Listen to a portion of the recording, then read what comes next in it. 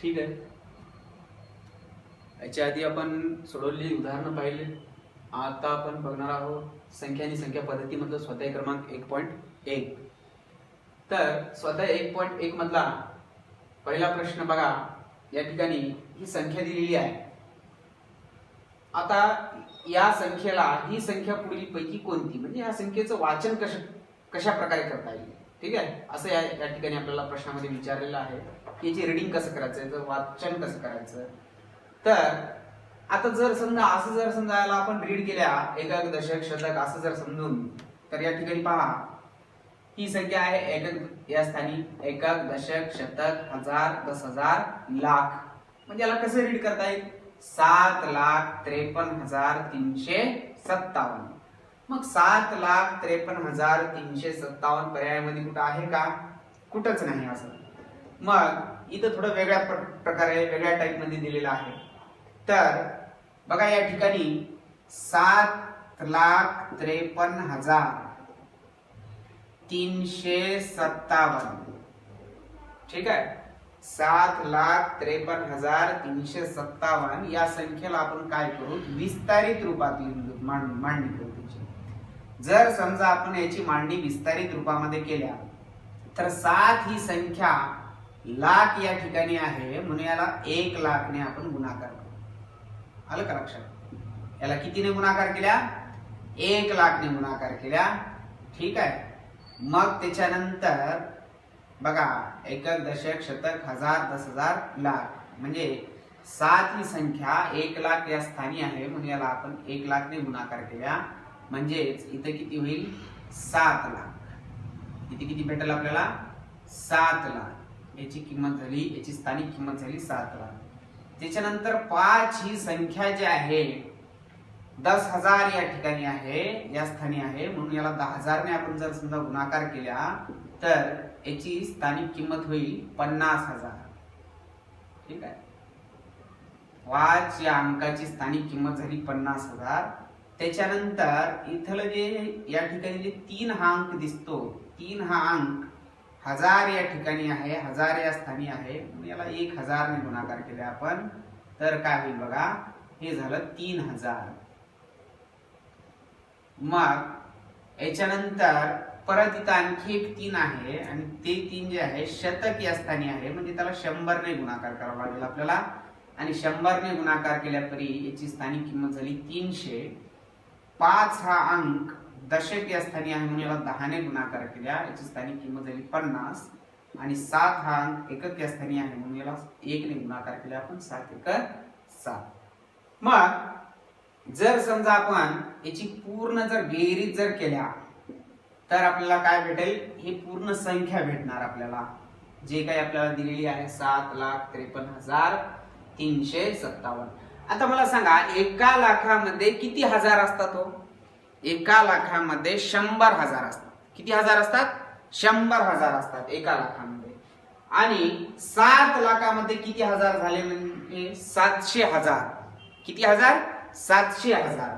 700,000 अधिक हे 50,000 म्हणजे किती झाले, 750,000. आणि 750,000 अधिक हे 3,000 म्हणजे एकूण किती, 753,000 झाले. ठीक आहे, आपण काय केल्या, याला हजार मध्ये कन्वर्ट केल्या या संख्येला. बघा 7 लाख म्हणजे किती, 700,000. मग हे 50,000 म्हणजे दोघांची बेरीज केल्या, किती झाली, 750,000. आता 750,000च्या नंतर आणखी हे 3,000 म्हणजे किती होईल बघा, 753,000. 753,000 या तिघाचीच बेरीज केली आपण. बघा या आपण काय केल्या, या लाखाला कशामध्ये कन्वर्ट करून घेतल्या, हजारामध्ये कन्वर्ट केल्या. 7 लाख म्हणजे 700,000, हे 50,000 आणि हे 3,000 म्हणजे किती, 753,000. आलं का लक्षात. मग 753,000 आणि हे जे पुढची जे 3 हे जे संख्या आहेत, ह्या संख्या याची जर समजा आपण बेरीज केल्या, हे 300 अधिक 50 म्हणजे 350. 350 अधिक 7 म्हणजे किती, 357. म्हणजे आपल्याला या पर्यायामध्ये बघितले आपण 753,357 या संख्येला कसं वाचता येईल, कसं रीड करता येईल, 753,357 किंवा या ठिकाणी हे जे कॉमा जे दिसायलंय याला जर समजा आपण असं याचं एक ग्रुप केल्या, या ठिकाणी असं ग्रुप केल्या, याला एक असं एक सिंगल असं जर कन्सिडर केल्या एक संख्या, आणि ते या ठिकाणी बघू आपण एकक, दशक, शतक, आणि हे जे मी मोठं सर्कल दाखवलं याला आपण हजार कन्सिडर करू. मोठ्या संख्येला काय कन्सिडर करू आपण, हजार. म्हणजे बघा एकक, दशक, शतक हे मोठा सर्कल म्हणजे हजार. म्हणजे किती हजार, त्या मोठ्या सर्कल मध्ये किती आहे संख्या, 753, आणि मोठ्या सर्कलला नाव दिले आपण हजार. का बरं हजार नाव दिल्या, कारण का मोठा जे सर्कल आहे या ठिकाणी कितव्या कोणत्या स्थानी आहे, हजार या स्थानी मोठा सर्कल आहे. बघा या ठिकाणी 7 एकक, हे झालं एकक स्थान, हे दशक, 3 नंबरला या शतक, आणि जे मोठा सर्कल जे आहे, मोठा सर्कल कोणत्या स्थानी आहे, हजार या स्थानी आहे. मग याला वाचन करते वेळेस हजार, परंतु किती हजार, बघा या मोठ्या सर्कल मध्ये संख्या आहे 753,357. आलं का लक्षात, 753 वाचल्यानंतर 753 रीड करणं झाल्यानंतर लगेच तुम्ही काय करा, या सर्कल वर या. 753 कशामध्ये आहे, या मोठ्या सर्कल मध्ये आहे. मग मोठा सर्कल कोण्या स्थानी आहे, हजार या स्थानी आहे. म्हणजे 753,357. मग 753,357 हे जे आहे आपल्याला कोणत्या पर्यायामध्ये दिसते, हे पर्याय क्रमांक डी मध्ये दिसते. म्हणून आपला आन्सर काय असेल, पर्याय क्रमांक डी. तर पर्याय क्रमांक डी ला आपण काय करू, असं डार्क सर्कल करू. ठीक आहे, पर्याय 753,357. सॉरी एक मिनिट, इथं थोडं पर्याय डी नाही, आपलं पर्याय क्रमांक सी हा आपला करेक्ट आन्सर आहे. मग या ठिकाणी बघा इथं 753,357 दिलंय.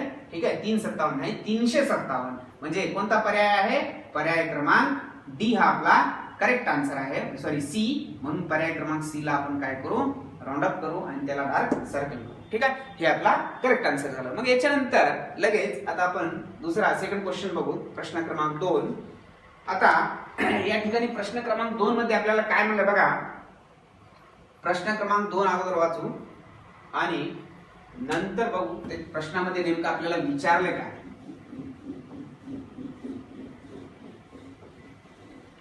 बघा सेकंड क्वेश्चन मध्ये इथं काय दिलं आपल्याला, काही डिजिट दिलेले आहेत, अंक दिलेत.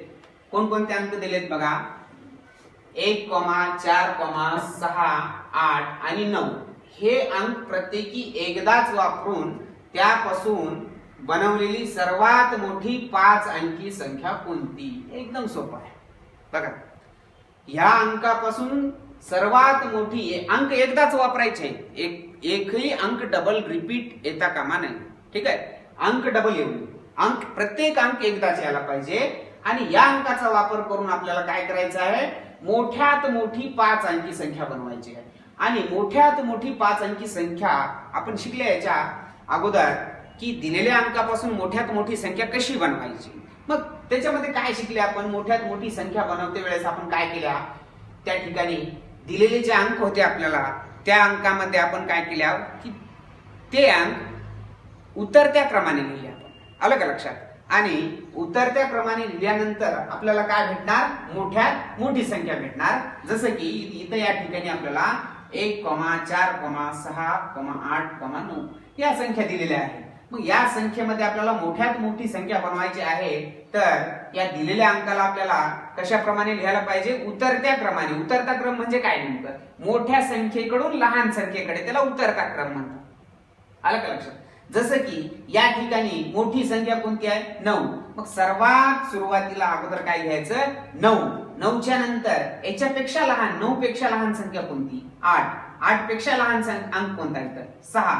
6 पेक्षा लहान अंक कोणता, 4. आणि 4 पेक्षा लहान अंक कोणता, 1. म्हणजे जे अंक आपल्याला जे दिलेले होते प्रश्नामध्ये त्या अंकाला आपण काय केल्या, उतरत्या क्रमाने लिहिल्या. म्हणजेच आपल्याला काय भेटली, मोठ्यात मोठी संख्या भेटली. आणि जर समजा एखाद्या वेळेस असं बी विचारू शकते आपल्याला, लहानात लहान संख्या. आता इथं प्रश्नामध्ये दिलेलं नाही लहानात लहान संख्या, परंतु जर समजा आपल्याला याच अंकापासून जर लहानात लहान जर संख्या बनवायची असेल तर जसं आपण याला उतरत्या क्रमाने लिहिल्या, उतरत्या क्रमाने,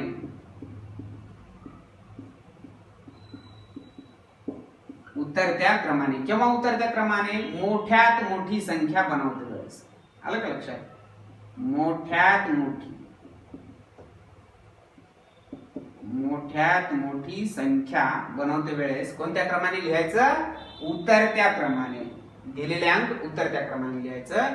आणि जर समजा आपल्याला इथं या ठिकाणी लहानात लहान संख्या किंवा किमान संख्या असं ज्यावेळेस म्हणते, मोठ्यात मोठी म्हणजे कमाल आणि लहानात लहान म्हणजे किमान संख्या.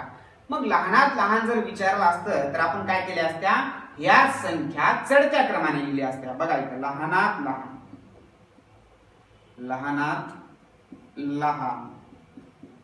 आणि लहानात लहान संख्या बनवते वेळेस काय करायचं? हेच अंक आपण चढत्या क्रमाने लिहायचं. जसं चढता क्रम म्हणजे काय? लहान संख्येकडून मोठ्या संख्येकडे, त्याला चढता क्रम म्हणून. आणि उतरता क्रम म्हणजे मोठ्या संख्येकडून लहान संख्येकडे, त्याला उतरता क्रम म्हणायचं. मग आता चढत्या क्रमाने लिहिते वेळेस सर्वात लहान अंक सर्वात पहिल्यांदा डावीकडल्या बाजूला लिहायचं. मग याच्यानंतर याच्यापेक्षा मोठा अंक कोणता? 4. 4 पेक्षा मोठा अंक कोणता? 6. 6 पेक्षा मोठा अंक कोणता? 8. आणि 8 पेक्षा मोठा म्हणजेच 9. हा झाला चढता क्रम. कोणता क्रम झाला? हा चढता क्रम. म्हणजे लहान संख्येकडून मोठ्या संख्येकडे. किंवा ज्यावेळेस आपल्याला लहानात लहान संख्या असं विचारला असता चढत्या क्रमाने लिहायचं आणि मोठ्यात मोठी संख्या विचारली असता उतरत्या क्रमाने लिहायचं. मग आता इथे या ठिकाणी आपल्याला हेच विचारलं होतं की 5 अंकी मोठ्यात मोठी संख्या कोणती? मग हे अंक बघा, संख्या कोणती आहे, किती आहे संख्या? या ठिकाणी आपण इथं कॉमा देऊ. बघा, एकक, दशक, शतक, हजार, 10,000 म्हणजे 98,641 ही संख्या आपल्याला कोणत्या पर्यायामध्ये दिसते की जे संख्या मोठ्यात मोठी संख्या आहे? 98,641 पर्याय क्रमांक बी मध्ये दिसते आपल्याला. म्हणून पर्याय क्रमांक बी हा आपला करेक्ट आन्सर असेल. आणि याला आपण काय करू? डार्क सर्कल करू. ठीक आहे, हा झाला आपला करेक्ट आन्सर. मग याच्यानंतर आपण बघू प्रश्न क्रमांक 3. आणि हे जे आपण प्रश्न घ्यायला हे स्वाध्याय क्रमांक 1.1 स्वाध्याय क्रमांक 1.1 जे आहे नवनीत प्रकाशनाच्या पुस्तकामधून आपण सॉल्व्ह करून गेल्या.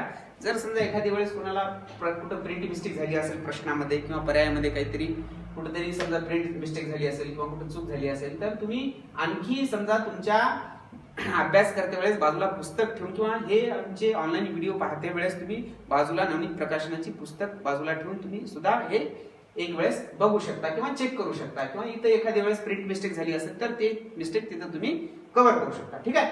मग त्याच्यानंतर आता आपल्याला तिसऱ्या प्रश्नामध्ये काय म्हणलंय या ठिकाणी की 5 अंकी लहानात लहान संख्या आणि 4 अंकी मोठ्यात मोठी संख्या यातील अंतर किती असं म्हणलंय.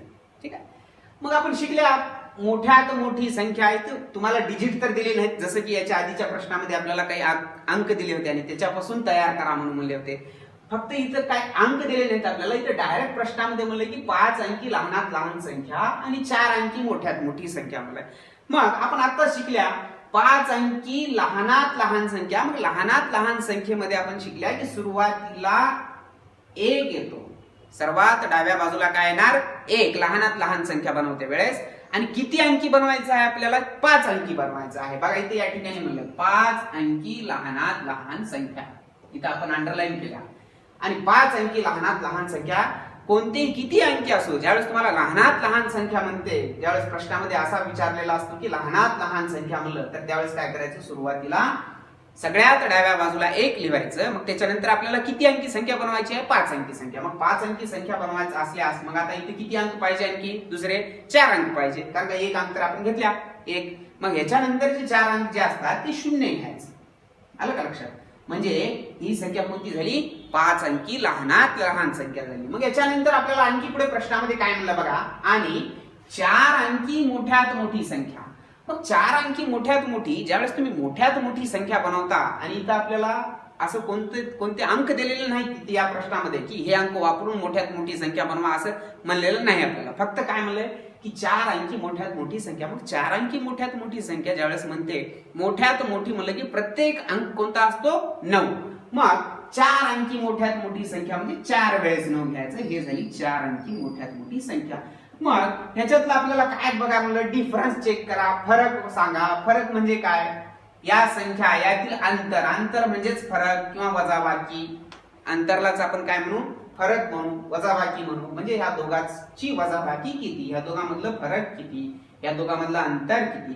जर समजा आपण या दोघांची वजाबाकी केल्या आणि इकडे समजा आपण एक शिफ्ट करून इकडे एक घेतलं तर इथे किती होईल या ठिकाणी 10 मधून 9 गेले किती राहिलं 1 मग इथं सगळे काय येतील इथे या ठिकाणी 0 येतील म्हणजे याचा अर्थ काय की 5 अंकी मोठ्यात मोठी संख्या आणि 4 अंकी लहानात 5 अंकी लहानात लहान संख्या आणि 4 अंकी मोठ्यात मोठी संख्या या दोघांमधील फरक कितीचा असेल 1 चा तर 1 आपल्याला कोणत्या पर्यायामध्ये दिसतो पर्याय क्रमांक बी मध्ये म्हणून आपलं बी हा पर्याय क्रमांक बी हा करेक्ट आन्सर आहे म्हणून आपण काय करायचं पर्याय क्रमांक बी ला असं डार्क करायचं डार्क सर्कल करायचं ओके मग त्याच्यानंतर आपण पाहू चौथा प्रश्न क्रमांक 4 मग चौथ्या प्रश्नामध्ये काय विचारलं आपल्याला अगोदर प्रश्न रीड करू मग त्याच्यानंतर आपल्याला आपण पुढे सॉल्व्ह करू ठीक आहे दशम स्थानी 9 असलेली बघा दशम म्हणजे काय दशम म्हणजे दशक दशम स्थानी 9 असलेली विविध अंकाचा वापर करून बनणारी किमान संख्या कोणती आता इथं समजून घ्या दशम म्हणजे 10 या शब्दाचा अर्थ काय होतो दशम म्हणजे दशक दशम म्हणजे दशक स्थानी असणारी आलं का लक्षात आणि किमान म्हणजे लहानात लहान किमान म्हणजेच काय लहानात लहान याला काय म्हणू आपण किमान आणि कमाल म्हणजे मोठ्यात मोठी हे लक्षात ठेवा मग दशक स्थानी 9 असणारी आणि विविध अंकाचा वापर करून बनणारी किमान संख्या म्हणजे लहानात लहान संख्या कोणती मग आता आपण इथं पर्यायाच्या मार्गाने बघू पर्याय क्रमांक 1 ए बी सी डी मध्ये बघा 4 अंकी संख्या दिसायलेत आपल्याला आणि प्रत्येक पर्यायामध्ये तेच अंक आहेत वापरलेले बघा इथं 1029 इथं सुद्धा 1029 या ठिकाणी 1029 इथं सुद्धा या ठिकाणी 1029 म्हणजे चारही पर्यायामध्ये सारखेच अंक आहेत अंकाची जरी स्थाने वेगवेगळी असली तरी चारही पर्यायामध्ये काय आहेत अंक सारखे आहेत मग आता ह्याच्यावरून आपल्याला ठरवायचं आहे की लहानात लहान संख्या कोणती मग लहानात लहान संख्या आपण याच्या आधी शिकल्या की लहानात लहान संख्या बनवते वेळेस समजा फॉर एक्झाम्पल इथे या ठिकाणी आपण एक असं कन्सिडर करू की 4 अंक हेच आहेत 1 0 ठीक आहे बघा इथे या ठिकाणी 1 2 9 0 हे 4 अंक आहेत हे 4 अंक आपण का बरं घेतल्या कारण का चारही पर्यायामध्ये हेच अंक दिसायलेत आपल्याला बघा तुम्ही ऑब्झर्व करून चारही पर्यायामध्ये पर्याय क्रमांक ए बी सी डी हे जे 4 पर्याय आहेत या 4 पर्यायामध्ये बघा चारही पर्यायामध्ये हेच 4 अंक आहेत 1 2 9 0 ठीक आहे तर आता आपल्याला समजा फॉर एक्झाम्पल असं विचार करू नका की संख्या कोणती ह्या पर्यायाचा विचारच करू नका आता आपल्या समोर हे 4 अंक आहेत आणि ह्या 4 अंकापासून आपल्याला काय करायचं आहे लहानात लहान संख्या बनवायची आहे मग लहानात लहान संख्या बनवते वेळेस आपण काय करतो सुरुवातीला सर्वात लहान संख्या लिहितो कोणती संख्या शून्याला सोडून शून्याला वगळून शून्याचा विचार करायचा नाही जर समजा दिलेल्या अंकामध्ये 0 असेल तर शून्याला थोडे 2 मिनिटासाठी साईडला बाजूला ठेवायचं आणि उरलेल्या अंकामध्ये उरलेत किती अंक आता 3 अंक उरलेत ह्या 3 अंकामध्ये या 3 अंकामधला सर्वात लहान अंक अगोदर सुरुवातीला लिहायचा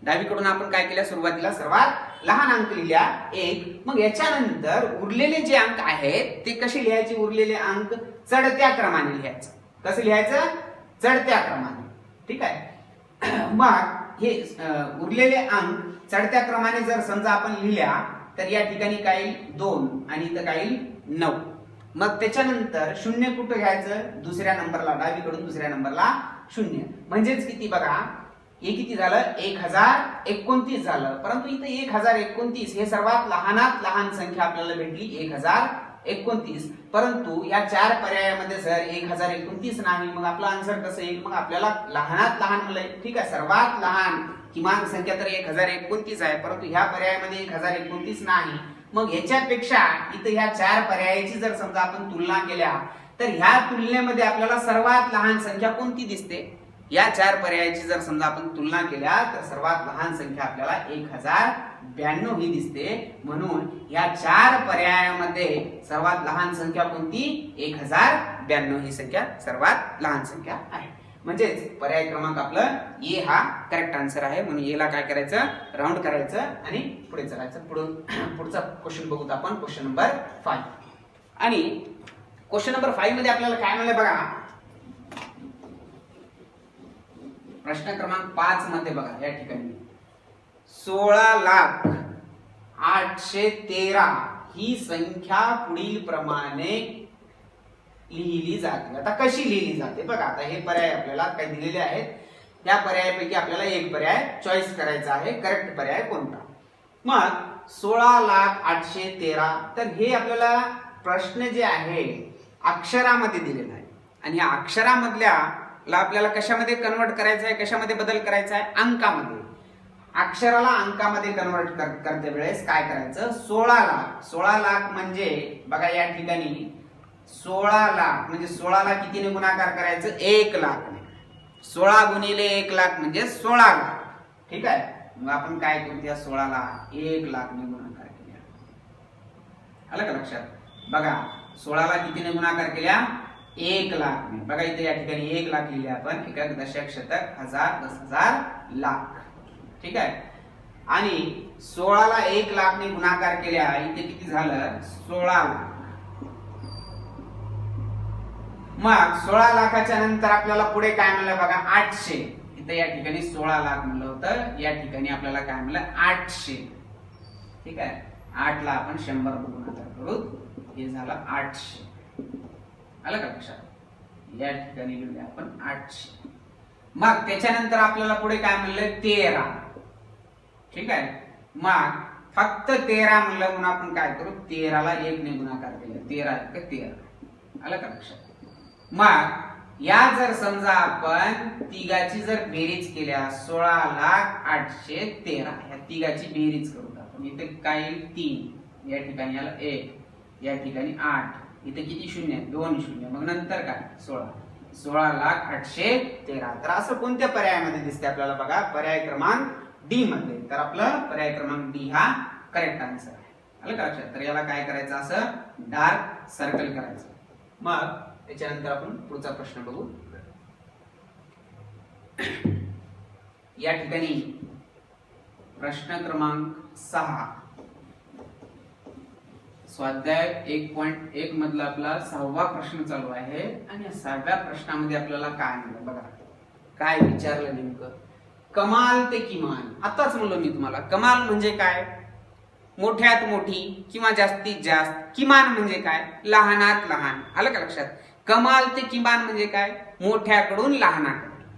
कमाल ते किमान म्हणजेच मोठ्या संख्येकडून लहान संख्येकडे, अशा क्रमामध्ये संख्यांचा कोणता गट आहे. ठीक आहे. मग मोठ्या संख्येकडून लहान संख्येकडे आता आपण प्रत्येक पर्याय काय करू, अगोदर चेक करू आणि त्याच्यावरून ठरवू कोणता पर्याय बरोबर आहे. आता पर्याय क्रमांक 1 मध्ये बघा, इथं या ठिकाणी पर्याय क्रमांक 1 मध्ये प्रत्येक संख्येचं जर वाचन केले आपण, तर या ठिकाणी पहिली जी संख्या दिसते बघा, या ठिकाणी पहिली संख्या कोणती आहे, 81,427. बघा तुम्ही, एकक दशक शतक हजार 10,000 आलं, 81,427. मग त्याच्यानंतर दुसरी जी संख्या आहे, दुसरी संख्या कोणती आहे, 16,378. दुसरी संख्या आहे 16,378. मग तिसरी संख्या आहे 82,341. चौथी संख्या आहे 63,178. मग आपल्याला कमाल ते किमान म्हणले, मोठ्याकडून लहान संख्येकडे. मग अगोदर काय, सर्वात मोठी संख्या, मग नंतर त्याच्यापेक्षा लहान, मग त्याच्यापेक्षा लहान, मग सर्वात लहान, असं होईल. परंतु इथं पर्याय क्रमांक 1 मध्ये बघा, पर्याय क्रमांक 1 मध्ये इथं मोठी संख्या आहे, पहिल्या नंबरला दुसऱ्या नंबरला याच्यापेक्षा लहान संख्या आहे. ठीक आहे, बरोबर आहे. परंतु तिसऱ्या नंबरला बघा, तिसऱ्या नंबरची जी संख्या आहे पहिल्या नंबरपेक्षा मोठी आहे.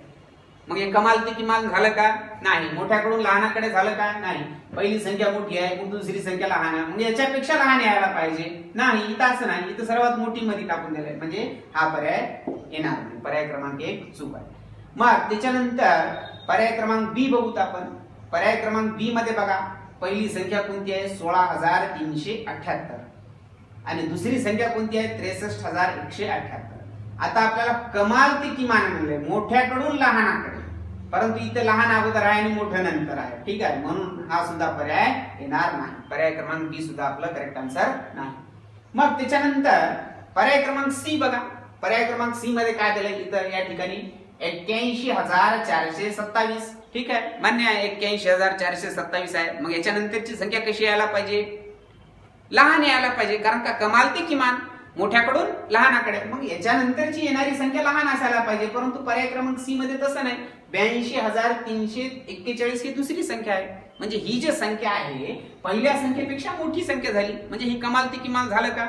नाही, कारण का आपल्याला मोठ्याकडून लहानाकडे जायचं आहे, परंतु इथं पहिल्यांदा लहान संख्या आहे, मग नंतर मोठी संख्या आली. म्हणजे इथंच या ठिकाणी आपल्याला असं दिसून येते की हे पर्याय क्रमांक आपलं बरोबर नाही. म्हणून पर्याय क्रमांक सी सुद्धा आपलं करेक्ट आन्सर होणार नाही. मग पर्याय क्रमांक डी मध्ये पाहू आपण. पर्याय क्रमांक डी मध्ये काय झालं बघा, 82,341 पहिल्या नंबरला. दुसऱ्या नंबरला संख्या कोणती आहे नंतर? मग 81,427. ठीक आहे. मग तिसऱ्या नंबरला 63,178 आणि शेवटी चौथ्या नंबरला कोणती संख्या आहे? 13,378. म्हणजेच आता इथं या ठिकाणी थोडं ऑब्झर्व करा. या ठिकाणी बघा, अगोदर पहिल्यांदा कशी आहे, इथं सर्वात मोठी संख्या 82,000 म्हणजे 82,341 ही संख्या कोणापेक्षा मोठी आहे? 81,427 पेक्षा मोठी आहे. मग या संख्येपेक्षा लहान संख्या ही आहे. या संख्येपेक्षा 63,178 या संख्येपेक्षा लहान संख्या कोणती आहे? 13,378. म्हणजे या ज्या पर्याय क्रमांक 4 मधल्या ज्या संख्या आहेत मोठ्या संख्येकडून लहान संख्येकडे आहेत, म्हणजे कमालकडून किमानकडे. ठीक आहे. म्हणून आपल्याला हेच विचारलं होतं, कमाल ते किमान म्हणजे मोठ्याकडून लहानाकडे कोणता क्रम आहे, असा कोणता गट आहे की जे मोठ्या संख्येकडून लहान संख्येकडे गेलेला आहे. तर तो गट कोणता? पर्याय क्रमांक डी मधल्या ज्या संख्या आहेत, पर्याय क्रमांक डी मध्ये कमाल ते किमान म्हणजेच मोठ्या संख्येकडून लहान संख्येकडे गेलेला हा गट आहे. म्हणजे आपल्याला एक चॉईस करायचं होतं, गट म्हणजे संख्येचा नेमका गट कोणता ते निवडायचा होता. तर तो कोणता गट झाला? पर्याय क्रमांक डी हा आपलं करेक्ट आन्सर झालं. ठीक आहे. मग याच्यानंतर पुढे पाहू आपण 7 नंबरचा प्रश्न. एकदम सोपा प्रश्न आहे बघा हा. आता या प्रश्नामध्ये आपल्याला काय म्हणलं बघा, या ठिकाणी 7व्या नंबरच्या प्रश्नामध्ये कोणकोणते अंक दिले? 1, 0, 3, 4 आणि 5 हे अंक वापरून बनणारी लहानात लहान विषम संख्या कोणती? आलं का लक्षात? आता लहानात लहान विषम संख्या, विषम संख्या म्हणल्या आपल्या डोक्यामध्ये एक गोष्ट लवकर क्लिक व्हायला पाहिजे. कारण का याच्या अगोदर आपण विषम संख्या कशाला म्हणतात हे शिकल्या. कशाला म्हणतात विषम संख्या? की एखाद्या संख्येच्या एकक स्थानी बघा, विषम संख्या एखाद्या, हे पूर्ण चॅप्टर होईपर्यंत किंवा तुमचं पूर्ण सिलेबस होईपर्यंत सम विषम हे येणारच आहे. ठीक आहे. तर प्रत्येक वेळेस आपल्याला सम विषम ऐकून हे म्हणजे त्याला सेपरेटली कुठं पाठ करायची किंवा त्याला घोकमपट्टी करायची गरज पडू नये. आलं का लक्षात? प्रत्येक वेळेस ज्या वेळेस असं सम विषम येईल त्या वेळेस आपण रिवाइज करू, म्हणजे ते तुम्हाला ऐकूनच पाठवून जायला पाहिजे. मग विषम कशाला म्हणतात? आपल्याला माहित आहे, एखाद्या संख्येच्या एकक स्थानी 1, 3, 5, 7, 9 यापैकी जर एखादा अंक असेल तर त्याला काय म्हणायचं? विषम संख्या असे म्हणतात. ठीक आहे. मग आता आपल्याला विषम संख्या कोणती हे विचारलं. मग 4 पर्यायामध्ये बघा, प्रत्येक पर्यायामध्ये आपल्याला विषम संख्या दिसते. कारण का इथं एकक स्थानी 5 आहे म्हणजे हे विषम संख्या झाली. या ठिकाणी एकक स्थानी 3 आहे म्हणजे हे सुद्धा विषम संख्या झाली. पर्याय क्रमांक सी मध्ये सुद्धा विषम संख्या आहे आणि पर्याय क्रमांक डी मध्ये सुद्धा विषम संख्या आहे. म्हणजे आपल्याला आपण ओळखू शकल्या, आपल्याला समजलं की विषम संख्या कोणती. आलं का लक्षात? मग याच्यानंतर आता आपल्याला काय म्हणलंय? 1, 0, 3, 4, 5 हे अंक वापरून लहानात लहान विषम संख्या बनवा.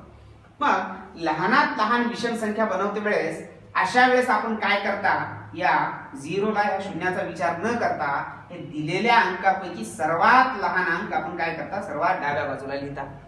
आलं का लक्षात? मग डाव्या बाजूला सर्वात लहान अंक लिहिल्यानंतर दुसऱ्या क्रमांकाला डाव्या बाजूकडून दुसऱ्या क्रमांकाला आपण काय लिहिता? 0 लिहिता. मग त्याच्यानंतर आता उरले किती संख्या? हे 3 अंक उरले.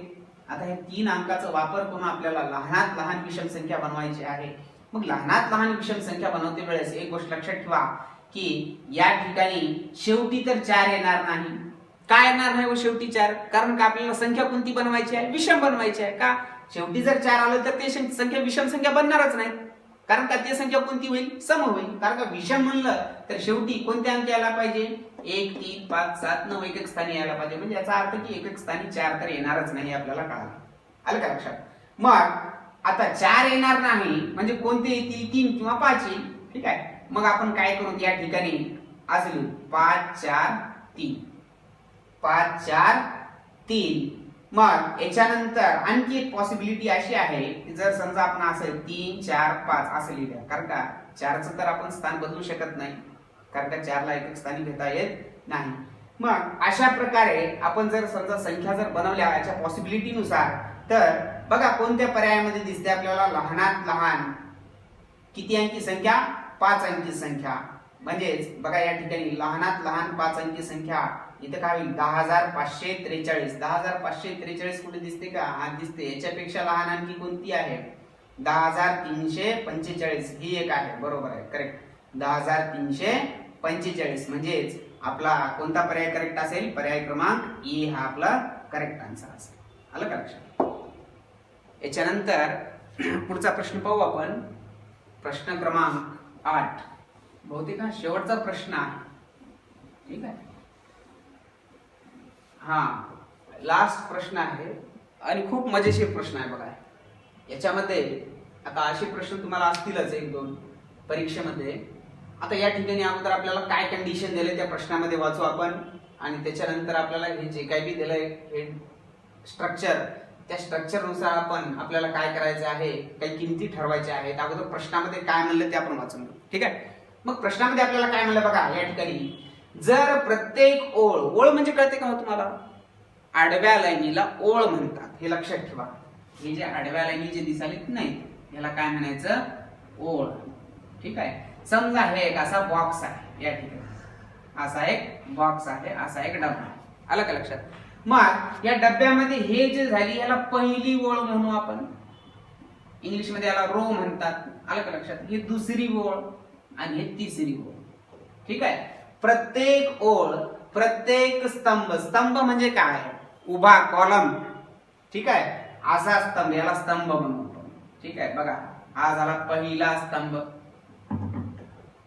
मग इथून आपण असा एक स्तंभ तयार केला, हा झाला दुसरा स्तंभ, आणि इथं या ठिकाणी हा झाला तिसरा स्तंभ. म्हणजे या ठिकाणी किती ओळी आहेत? 3 ओळी. बघा आडव्या ओळी, आडव्या लाईनीला आपण काय म्हणू?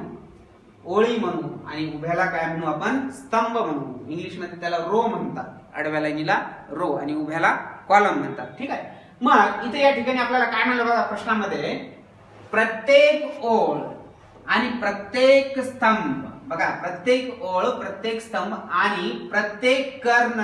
कर्ण कशाला म्हणतात? कर्ण शिकले का तुम्ही? बघा चौरसामध्ये कर्ण असतो, आयतामध्ये कर्ण असतो. आलं का लक्षात? कर्ण म्हणजे कसा असतो बघा, एक शॉर्टकट मध्ये कर्ण म्हणजे अशी तिरपी लाईन, याला कर्ण म्हणू. ठीक आहे, मग या ठिकाणी हे जे दिसते आपल्याला हे 1 2 3 म्हणजे कर्णामध्ये कोणकोणते अंक येतात बघा, 4y(x) हे कर्ण झाला, असा कर्ण, किंवा 8y2 हे असा कर्ण झाला. बघा या टाइप मध्ये हे झाला कर्ण. आलं का लक्षात? हा झाला कर्ण. बघा याला एक नाव देतो आपण, ABCD. समजा फॉर एक्झाम्पल हे एक चौरस आहे आणि या चौरसामध्ये बघा कर्ण कोणकोणते म्हणलं तर AC हा एक कर्ण होईल आणि BD हा एक कर्ण होईल. कर्ण म्हणजे तिरकस लाईन चौरसामध्ये किंवा आयतामध्ये असते, त्याला कर्ण म्हणू. मग प्रत्येक स्तंभ, प्रत्येक आणि प्रत्येक कर्ण यामध्ये लिहिलेल्या संख्यांची बेरीज समान असेल. बघा प्रत्येक ओळ, प्रत्येक स्तंभ आणि प्रत्येक कर्ण यामध्ये लिहिलेल्या संख्यांची बेरीज समान असेल तर X, Y आणि Z यांच्या किमती कोणकोणते क्रमशः म्हणले. क्रमशः म्हणजे बघा इथं क्रमशः कशासाठी म्हणलंय, कारण का जे पर्याय दिलेले आहेत आपल्याला, पर्यायामध्ये 6,5,7, 5,6,7, 7,6,5 आणि 6,7,5 असं कॉमा देऊन एकानंतर एक संख्या लिहिली. क्रमशः म्हणजे याचा अर्थ असा होतो की पहिली संख्या म्हणजे X ची, इथे या ठिकाणी या क्रमामध्ये पहिली संख्या X ची, दुसरी संख्या Y ची आणि तिसरी संख्या Z ची, याला म्हणतात क्रमशः. ठीक आहे, X, Y, Z म्हणजे येणाऱ्या ज्या संख्या आहेत हे 5. आता तुम्ही इथं कन्फ्युज होऊ नये की नेमकी X ची संख्या कोणती, नेमकी Y ची संख्या कोणती घ्यायची, Z ची संख्या कोणती घ्यायची. इकडे इकडे अल्टरनेट समजा X, Y, Z घ्यायचं का X, Z, Y घ्यायचं का Y, Z, X घ्यायचं, असं नाही. क्रमशः म्हणलं तर X, Y, Z प्रमाणे येणाऱ्या संख्या. म्हणजे इथे या ठिकाणी पहिली संख्या X ची, दुसरी संख्या वायची आणि तिसरी संख्या झेडची, म्हणून आपल्याला इथं क्रमशः असं म्हणलं. आलं का लक्षात? मग या ठिकाणी आपल्याला काय म्हणलंय, जर समजा आपण आडव्या ओळीमधल्या अंकाची बेरीज केल्या किंवा उभ्या स्तंभामधल्या अंकाची बेरीज केल्या किंवा कर्णामधल्या अंकाची बेरीज केल्या तर संपूर्णाची बेरीज कशी येते, सारखी येते म्हणून म्हणलंय. तर आपण काय करू इथे या ठिकाणी पर्यायावरून जाऊत. आपण सुरुवातीला पहिल्यांदा पर्याय क्रमांक 1 ए हा पर्याय बघू. ए पर्यायामध्ये काय दिलं बघा, x ची किंमत 6, y ची किंमत किती 5 आणि z ची किंमत किती दिलं आपल्याला 7. मग ह्या ज्या किमती आहेत ह्या किमती आपण x y z च्या ठिकाणी ठेवून बघू. जर समजा आपण x च्या ठिकाणी ठेवल्या 2, y च्या ठिकाणी किती ठेवायचं आहे आपल्याला 5. ठीक आहे, y च्या ठिकाणी ठेवल्या 5 आणि z च्या ठिकाणी किती ठेवायचं आहे, z च्या ठिकाणी ठेवल्या 7. आता आपण बेरीज करून बघू. बघा अगोदर ओळीमधल्या संख्येची बेरीज करून बघू. 8 अधिक 1 अधिक 2 म्हणजे किती झालं, 8 आणि 1 9, 9 2 11. आलं का लक्षात? म्हणजे पहिल्या ओळीची बेरीज किती आली 11. मग त्याच्यानंतर इथे या ठिकाणी बघा प्रत्येक ओळ आणि प्रत्येक स्तंभ दिलाय. या ठिकाणी दुसऱ्या ओळीची बेरीज करा. 7 आणि 5 12, 12 आणि 3 किती झाले हे 15. ठीक आहे, आणि या ठिकाणी 9, 9 अधिक 4 किती झाले 13, 13 आणि हे 2 किती झालं 15. ठीक आहे, मग उभ्या स्तंभामधली बेरीज करा. या ठिकाणी 9 4 13, 13 आणि अधिक 2 म्हणजे किती झालं हे 15. इथे या ठिकाणी 8 आणि 3 11, 11 आणि 4 15. मग आता ह्या दोन जे दिसालेत आपल्याला, हे आडवी ओळ दिसाली, उभा स्तंभ दिसाला, म्हणजे याच्यामध्ये बघा या दोन ठिकाणी संख्या पूर्ण झालेली आहे, इथं कंप्लीट नाहीत संख्या. मग या ठिकाणावरून तुम्ही समजून घ्या की ओळीमध्ये प्रत्येक ओळीची बेरीज, प्रत्येक ओळीमधल्या संख्येची बेरीज म्हणजे ह्या समजा फॉर एक्झाम्पल इथं आपल्याला पहिली ओळ दिलेली आहे आणि पहिल्या ओळीमध्ये तिन्ही संख्या आहेत, जसं की इथे या ठिकाणी 4 आहे, 9 आहे, 2 आहे. 9 4 13, 13 अधिक 2 15. म्हणजे पहिल्या ह्या ओळीमध्ये बेरीज 15 यायली, म्हणजे इथं तीन संख्या आहेत दिलेल्या आपल्याला. या ओळीमधल्या अंकाची बेरीज 15 यायली, म्हणजे याचा अर्थ असा की इथं पण 15 यायला पाहिजे, इथं पण 15 यायला पाहिजे. मग दुसऱ्या ओळीमध्ये 15 येते बेरीज, परंतु तिसऱ्या ओळीमध्ये 15 यायली का बेरीज येणार नाही, म्हणजे पर्याय क्रमांक ए हा आपला आन्सर होणार नाही. पर्याय क्रमांक ए चूक आहे. मग त्याच्यानंतर आपल्याला अचूक उत्तर बघायचं आहे, तर आपण काय करू, आता लगेच दुसरा पर्याय चेक करून बघू. पर्याय क्रमांक बी मध्ये x ची किंमत किती दिली हो 5, y ची किंमत किती आहे 6 आणि z ची किंमत किती दिली 7. मग x च्या ठिकाणी आपण 5 ठेवू, y च्या ठिकाणी किती ठेवल्या 6, z च्या ठिकाणी किती ठेवायचं 7. आता बेरीज किती यायला पाहिजे 15 यायला पाहिजे. प्रत्येक ओळीमधली बेरीज 15. हे कशावरून ठरवले आपण, इथं आपल्याला अंक दिले 9 4 13, 13 अधिक 2 15. किंवा इथं सुद्धा उभ्या स्तंभामध्ये आपल्याला तिन्ही अंक दिलेले आहेत, 8 आणि 3 11, 11 आणि 4 15. म्हणजे इथं 15 आलं उभ्या स्तंभामध्ये पहिल्या, म्हणजे दुसऱ्या उभ्या स्तंभामध्ये बी 15 यायला पाहिजे आणि तिसऱ्यामध्ये सुद्धा 15 यायला पाहिजे. मग या ठिकाणी बघा 8 आणि 1 9, 9 आणि 5 किती झाले हो 14. 15 यायला का नाही, म्हणजे याचा अर्थ पर्याय क्रमांक बी सुद्धा आपला आन्सर होणार नाही. आलं का लक्षात? मग त्याच्यानंतर पर्याय क्रमांक सी मध्ये पहा, तिसरा पर्याय. पर्याय क्रमांक सी मध्ये आपल्याला काय काय दिलंय बघा. x ची किंमत किती दिलेली आहे 7, y ची किंमत किती आहे दिलेली 6 आणि z ची किंमत किती दिलाय 5. मग या ठिकाणी आपण x y z च्या ठिकाणी ह्या तीन किमती पुटअप करून टाकू, ठेवून टाकू. x च्या ठिकाणी ठेवल्या आपण 7, y च्या ठिकाणी ठेवल्या 6 आणि z च्या ठिकाणी ठेवल्या 5.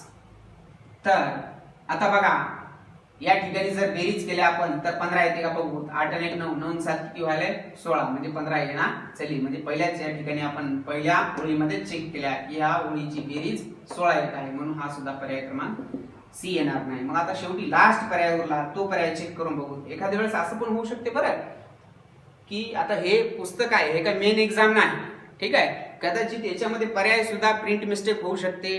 प्रिंट मिस्टेक नुसार पर्याय पण चूक असू शकतात. असं समजू नका की सर इथे चारही पर्याय चुकले, म्हणजे आता नेमका पर्याय कोणता, परीक्षेमध्ये असं झालं तर एखाद्या वेळेस इथं होऊ शकते प्रिंट मिस्टेक, परंतु मेन एक्झाम मध्ये प्रिंट मिस्टेक होत नाही. ठीक आहे, तर आता आपण शेवटचा पर्याय, तरी पण तुम्ही आता असं समजू नका की तिन्ही पर्याय चूक झाले, मग आता सर चौथाच पर्याय आपला करेक्ट पर्याय असेल, मग आपण डायरेक्ट पर्याय क्रमांक डी गोल करून टाकू की नाही. तसं नाही, आपण अगोदर समजून घेऊ मग त्याच्यानंतर ठरवतो आपण. एखाद्या वेळेस प्रिंट मिस्टेक बी असू शकते. ठीक आहे, मग डी पर्याय. डी पर्यायामध्ये काय दिलंय x बरोबर 6, y बरोबर किती दिलंय 7 आणि z बरोबर किती दिलंय 5. मग या ठिकाणी आपण हे जे काही बी x y z च्या किमती आहेत ते ठेवून बघू. x च्या ठिकाणी आपण 6 ठेवल्या, y च्या ठिकाणी ठेवल्या आपण 7, z च्या ठिकाणी ठेवल्या 5. ठीक आहे, मग या ठिकाणी आपण बेरीज करून बघू. बघा 8 अधिक 1 9, 9 6 किती झाले 15, म्हणजे पहिल्या ओळीची बेरीज किती आली 15. दुसऱ्या ओळीची बेरीज किती येते ते बघू. 7 आणि 3 10, 10 आणि 5 15, म्हणजे दुसऱ्या सुद्धा ओळीची बेरीज किती आली 15. आता तिसऱ्या जी ओळ जी आहे तिसऱ्या ओळीमध्ये 3 अंक दिलेली आहेत प्रश्नामध्ये, याची बेरीज सुद्धा 15च आहे. मग आता ह्या 3 ओळीची बेरीज झाली. आता उभ्या स्तंभाची बेरीज बघूत आपण. 8 आणि 4 सॉरी 8 आणि 3 11, 11 आणि 4 किती झाले 15, म्हणजे पहिल्या स्तंभामध्ये बेरीज किती आली 15. दुसऱ्या स्तंभामध्ये बघा इथं या ठिकाणी 9 आणि 7 किती झाले, या ठिकाणी इथं 7 आहे ना, इथं 9 आहे. ठीक आहे, 9 अधिक 7, 9 आणि 7 किती झाले 16, 8 आणि 4 12, 12 आणि 3 15, बरोबर आहे. या ठिकाणी 9 आणि 7 16, 16 अधिक 1 17 झाले. ठीक आहे, 6 आणि 5 11, 12 13. ठीक आहे, प्रत्येक ओळ आणि प्रत्येक स्तंभ आणि प्रत्येक कर्ण, या ठिकाणी कर्णाची बेरीज 15 आहे. काय ते बघू आपण. प्रत्येक कर्णाची बेरीज सारखी येते का. 6 आणि 7 13, 13 आणि हे 4 किती झाले 13 आणि 4 17. ठीक आहे, 13 आणि 4 17, बरोबर आहे 17. 8 आणि 2 10, 10 आणि 7 17, बरोबर आहे. कर्णाची बेरीज इथं या ठिकाणी पहिल्या कर्णामधल्या अंकाची बेरीज 17 आहे, दुसऱ्या कर्णामधल्या अंकाची बेरीज 17 आहे. ठीक आहे, बरोबर करेक्ट आहे. ठीक आहे, याच्यानंतर फक्त आपल्याला कन्फ्युजन कुठं आहे या दुसऱ्या स्तंभामध्ये. ठीक आहे, 9 अधिक 7 किती झालं 16, 16 आणि 1 17, 6 आणि 5 11, 12 13. ठीक आहे, इथं कुठेतरी प्रिंट मिस्टेक झाली असेल कदाचित. ठीक आहे, तर आपण या प्रश्नाचं उत्तर आपण आता सांगणार नाही, कारण का इथं थोडं बहुतेक पर्याय देण्यामध्ये थोडं मिस्टेक झालेली आहे. तर हा प्रश्न आपण काय करू, आपण आपल्या नेक्स्ट क्लासमध्ये किंवा नेक्स्ट जे आपलं होणार आहे क्लास त्याच्यामध्ये आपण काय करू, प्रश्न क्रमांक 8 मध्ये आणखी एक वेळेस काय करू, पडताळून बघू की हा प्रश्न बरोबर आहे का, किंवा कदाचित याच्यामध्ये थोडं लिहिण्यामध्ये प्रिंट मिस्टेक झाली असेल, कारण का इथं पर्याय बरोबर येत नाहीत, कारण का आपल्याला जसं प्रश्नामध्ये विचारलं तसं पर्यायामध्ये उत्तर भेटत नाही. म्हणून आपण हा प्रश्न आहे की नाही आपल्या जे आहे ते पुढच्या लेक्चरमध्ये आपण कंटिन्यू करू द्या. ठीक आहे, तर असू द्या. आपण जे काही आतापर्यंत 7 प्रश्न जे बघितले आपण स्वाध्याय क्रमांक 1.1 मध्ये 8वा प्रश्न आपण काय करू नंतर कंटिन्यू करू, कारण याच्यामध्ये थोडी प्रिंट मिस्टेक झालेली आहे. तर जे 7 प्रश्न आपण जे शिकल्या त्या 7 प्रश्नामध्ये, या 7 प्रश्नामध्ये तुम्हाला जे काही डाऊट असेल, समस्या असतील किंवा काही अडचणी असतील, कोणता प्रश्न एखाद्या वेळेस समजला नसेल तर तुम्ही काय करा, आमच्या कमेंट बॉक्समध्ये कमेंट करू शकता, किंवा या ठिकाणी आमचा नंबर आहे व्हॉट्सअप नंबर. ठीक आहे, 9322248447. तर या नंबरवरती तुम्ही काय करा, तुम्हाला हे जे 7 प्रश्नांपैकी जर समजा कोणता जर प्रश्न समजला नसेल तर त्या प्रश्नाची तुम्ही फोटो काढून तुम्ही आमच्या व्हॉट्सअप नंबरवरती पाठवू शकता. ठीक आहे, तर आपण याच्यानंतर स्वाध्याय क्रमांक 1.2 घेऊ, तोपर्यंत आपण थांबू. याच्यानंतरच्या पुढच्या पिरियडमध्ये आपण कंटिन्यू करतो. ओके.